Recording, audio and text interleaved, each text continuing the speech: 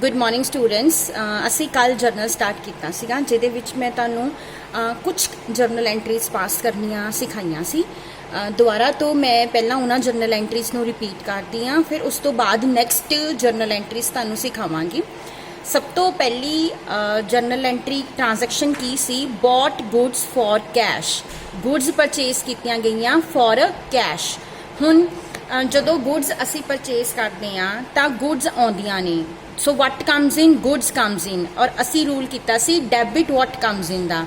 So debit किहनूं करना आ goods नूं, but जदों भी असी गुड्स नूं परचेज करना आ तो गुड्स वर्ड यूज करन दी जगह ते परचेज वर्ड यूज करना। सो असी इत्थे की लिखना परचेज अकाउंट डेबिट, और गया कि साडे कोलों कैश।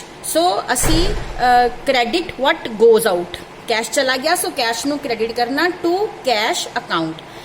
10,000 परचेज के सामने डेबिट के कॉलम च लिखना, 10,000 कैश के सामने क्रेडिट के कॉलम च लिखना। सैकेंड ट्रांजैक्शन सी कैश सेल दी, मतलब असी सेल की फॉर अ कैश जिहदे अगेंस्ट सानू कैश मिलिया। So what comes in cash comes in. So इस केस दे विच असी कैश नू डेबिट करना, कैश अकाउंट डेबिट। हुण what goes out goods, goods चलिया गई, बट असी गुड्स की जगह ते वर्ड की यूज करना sale. So to sale, cash account debit to sale. So students तुहानूं क्लीयर हो गया होगा कि जदों असी गुड्स परचेज करते हैं तो परचेज नूं डेबिट किया जाता है, और जदों असी गुड्स नूं सेल करते हैं तो सेल नूं क्रेडिट किया जाता है। सो परचेज डेबिट हुंदी आ, सेल क्रेडिट हुंदी आ। ये तुहाडी ट्रांजैक्शन सी 5,000 दी। सो कैश के अगे भी 5,000 लिख देना डेबिट के कॉलम च, ते सेल के अगे क्रेडिट के कॉलम च 5,000। नैक्सट थर्ड ट्रांजैक्शन सी cash deposit into bank. So cash deposit into bank, bank दे विच कैश जमा कराया। So who is the receiver in this transaction? Bank is the receiver, debit the receiver. असी personal account का rule पढ़िया सी ना, डेबिट द रिसीवर, रिसीवर नूं डेबिट करीदा। सो बैंक नूं असी की करांगे? डेबिट करांगे। ते क्रेडिट किहनूं करांगे? क्रेडिट करांगे कैश नूं, क्योंकि गया कि साडे कोलों कैश चला गया। So bank account debit to cash. Transaction सी 4,500 दी, बैंक के सामने डेबिट के कॉलम 4,500 ते कैश के सामने क्रेडिट के कॉलम 4,500। हुण असी नैक्सट ट्रांजैक्शन पास करांगे। नैक्सट ट्रांजैक्शन की आ, ट्रांजैक्शन नंबर 4 की आ पेड चैरिटी एक्सपेंसिस। हुण तुसीं की पे किया? चैरिटी एक्सपेंसिस पे किते। मैं तुहानूं नॉमिनल अकाउंट का रूल दस्सिया सी डेबिट ऑल द एक्सपेंसिस। असी एक्सपेंसिस नूं डेबिट करते हैं। सो इत्थे डेबिट किहनूं करांगे? चैरिटी एक्सपेंसिस नूं, चैरिटी एक्सपेंसिस अकाउंट डेबिट। और क्रेडिट किहनूं करना? हुण जदों तुसीं कोई भी एक्सपेंस पे करोगे जाऊगा कि cash. So credit what goes out, हुण कैश जा रहा, सो टू कैश अकाउंट। अमाउंट कितना? 100 का। सो डेबिट के कॉलम चैरिटी के मोरे 100 और क्रेडिट के कॉलम कैश के मोरे 100 मैंशन कर देंगे।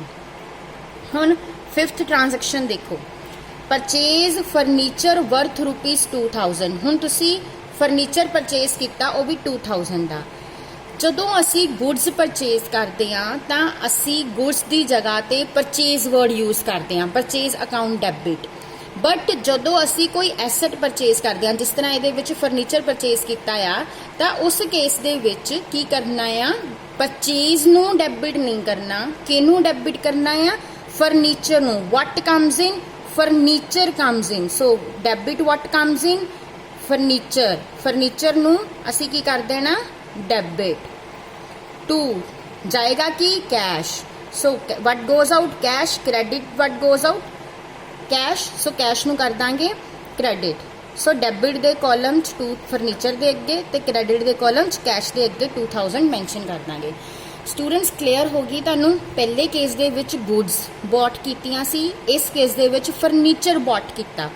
जदों दा तुसीं गुड्स बॉट करनियां, फिर तुसीं गुड्स वर्ड यूज नहीं करना, परचेज वर्ड यूज करना। पर जदों तुसीं फर्नीचर बाय करना आ तो उत्थे फर्नीचर ही यूज होना, परचेज यूज नहीं होना। सो परचेज कित्थे यूज होना? सिर्फ तो सिर्फ गुड्स के केस च, ठीक है। सेल भी सिर्फ तो सिर्फ गुड्स के केस विच, परचेज और सेल वर्ड गुड्स के केस च यूज होंदे आ। बाकी केसिस दे विच एसेट्स की परचेज और एसेट्स की सेल के केस दे विच परचेज और सेल वर्ड यूज नहीं करते। असीं उस एसेट नूं ही डेबिट या ਕ੍ਰੈਡਿਟ ਕਰਦੇ ਆ। ਨੈਕਸਟ ਹੁਣ ਦੇਖੋ ਨੈਕਸਟ ਕੀ ਆ, 6th ਟ੍ਰਾਂਜੈਕਸ਼ਨ ਕੀ ਆ,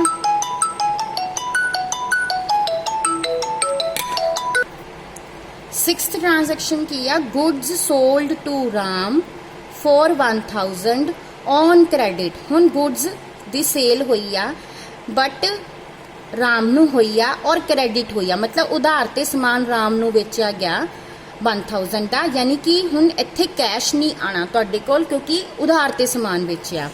सो हुण इस केस दे विच असी रिसीवर नू डेबिट करांगे। डेबिट दा रिसीवर कौन आ, राम आ। सो असी किहनू डेबिट करांगे, राम नू। Ram account debit to goods चलिया गई, सेल हुई आ, टू सेल अकाउंट। सो किन्ने दी ट्रांजैक्शन आ, 1000 दी, 1000 मैंशन कर देंगे। स्टूडेंट्स क्लीयर हो गया। अदरवाइज आपां जिहड़ी पहलां सेल दी एंट्री पास कीती सी कैश सेल दी, उहदे विच असी कैश नू डेबिट कीता सी, सेल नू क्रेडिट कीता सी क्योंकि वो कैश सेल सी। बट एक क्रेडिट सेल आ, कैश नहीं आया, इत्थे असी रिसीवर नू राम नू डेबिट करना आ, सेल नू क्रेडिट करना। सो जदों भी तुसी क्रेडिट ते सेल या परचेज करनी आ फिर तुसी रिसीवर नू डेबिट और क्रेडिट करना आ। नैक्सट ट्रांजैक्शन देखो, transaction number 7, cash received from Ram ₹500। हुण तुसी राम दे कोलों जिन्हों क्रेडिट ते सेल कीती सी ओदे कोलों कैश रिसीव कीता। Now debit what comes in, what comes in, cash comes in. So cash नू डेबिट करांगे, कैश अकाउंट डेबिट। नाउ हुण इत्थे Ram is the giver, so credit the giver. So giver नू की कर दांगे, credit to Ram account 500 debit दे column च, 500 क्रेडिट दे कॉलम च। देखो स्टूडेंट्स पहला राम रिसीवर सी, इस केस च असी राम नू डेबिट कीता सी। हुण इस केस च राम गिवर आ, सो राम नू क्रेडिट कीता। सो रिसीवर नू डेबिट कीता जांदा आ, गिवर नू क्रेडिट कीता जांदा आ। ठीक आ। हुण next 8th transaction, received interest on bank deposit ₹500। Bank दे विच तुसी पैसे जमा कराए होए आ, उहदे ते तुहानू इंटरस्ट मिलिया। सो इंटरस्ट मिलिया असी हुण क्योंकि ये तुहाडा बैंक डिपॉजिट है, सो इहदे विच असी जो जदों भी तुहानू बैंक दे केस दे विच डिपॉजिट दे केस दे विच इंटरस्ट मिलदा तां बैंक कदी भी तुहानू कैश दी फॉर्म च इंटरस्ट नहीं दिंदा, बैंक तुहाडे ही अकाउंट विच इंटरस्ट नू क्रेडिट कर दिंदा, तुहानू पता ही होएगा। ठीक है। सो इस केस दे विच असी हुण कैश सानू नहीं मिलना बट साडा बैंक दा जो बैलेंस आ वो इंक्रीज हो जाना आ। सो इस केस दे विच असी बैंक ही रिसीवर आ क्योंकि इंटरस्ट उहदे कोल ही आ। सो बैंक नू डेबिट कर देना कैश दी जगह ते, बैंक अकाउंट डेबिट। और इंटरस्ट साडी इनकम हुंदी आ, असी इनकम नू क्रेडिट करदे आ। Debit all the expenses, credit all the incomes. So to interest असी इहदे विच मैंशन करांगे एंड अमाउंट किन्ना 500 डेबिट दे कॉलम च, 500 क्रेडिट दे कॉलम च। Next 9th transaction, paid salaries, salaries pay कीतियां। सैलरी तुहाडा की आ, एक्सपेंस आ, एक्सपेंसिस नू की करना, डेबिट करना। सो सैलरीज अकाउंट डेबिट और जाएगा कि कैश जाएगा। So to cash account, salary नू डेबिट करता, कैश नू क्रेडिट करता। सो 2000 सैलरी दे डेबिट दे कॉलम च, 2000 कैश क्रेडिट दे कॉलम च।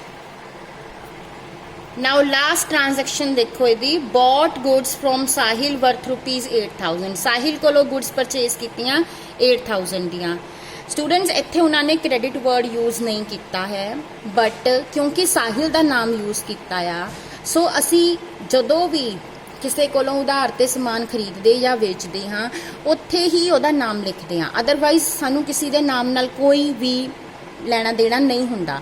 हुण जे तुसी किसी बुक शॉप ते जांदे हो और तुसी उधरों कोई पैन परचेज करके लैके आउंदे हो, तुसी कैश पे करे आए ते ना तां सैलर बुक सैलर तुहाडे कोलों तुहाडा नाम पुछेगा, ना ही तुसी उहदे कोलों उहदा नाम पुछोगे।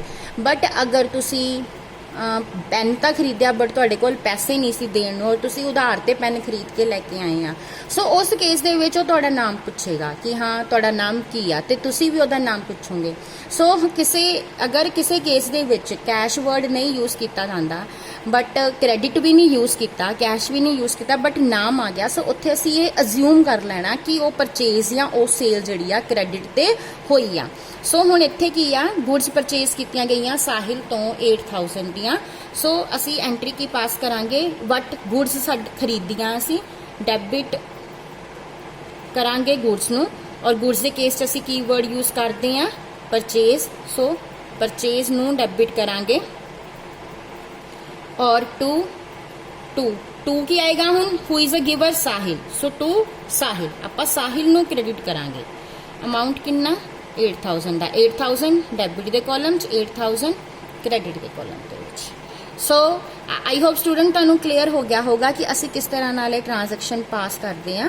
ਮੈਂ ਤੁਹਾਨੂੰ ਇੱਕ ਸਮ ਦੀ ਜੋ ਹੈ ਫੋਟੋਗ੍ਰਾਫ ਭੇਜੂੰਗੀ, ਤੁਸੀਂ ਟਰਾਈ ਕਰਨਾ ਉਹਨੂੰ ਸੋਲਵ ਕਰਨ ਦੇ ਲਈ, ਔਰ ਅਗਰ ਤੁਸੀਂ ਨਹੀਂ ਸੋਲਵ ਕਰ ਸਕੋ ਤਾਂ ਕੱਲ ਦੇ ਲੈਕਚਰ ਦੇ ਵਿੱਚ ਮੈਂ ਉਸ ਨੂੰ ਸੋਲਵ ਕਰਕੇ ਤੁਹਾਨੂੰ ਦੱਸੂੰਗੀ। Thank you.